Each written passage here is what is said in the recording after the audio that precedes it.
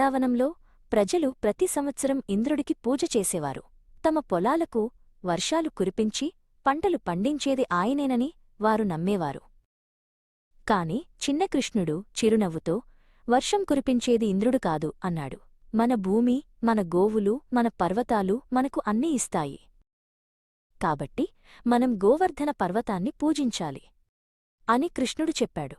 ప్రజలు కృష్ణుడి మాట విని ఆనందంగా గోవర్ధన పూజకు సిద్ధమయ్యారు. వారు గోవర్ధన పర్వతానికి పూజలు చేశారు, నైవేద్యాలు సమర్పించారు. బృందావనమంతా పండుగ వాతావరణంతో నిండిపోయింది. ఇది చూసిన ఇంద్రుడు చాలా కోపంగా మారాడు. నాకు కాకుండా గోవర్ధన పర్వతానికి పూజ చేస్తారా అని గర్జించాడు. ఇంద్రుడు తన ఆగ్రహాన్ని వర్షాల రూపంలో చూపించాడు. ఆకాశం నల్లగా మారి మెరుపులు, ఉరుములతో కూడిన భయంకరమైన తుఫాను బృందావనంపై విరుచుకుపడింది.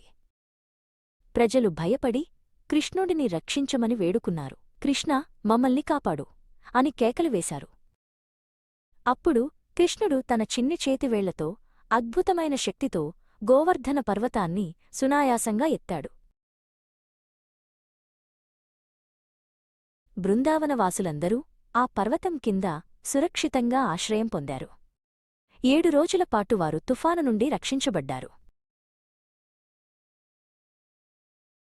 చివరికి ఇంద్రుడు తన పొరపాటును గ్రహించి కృష్ణుడి దివ్యత్వాన్ని అంగీకరించాడు.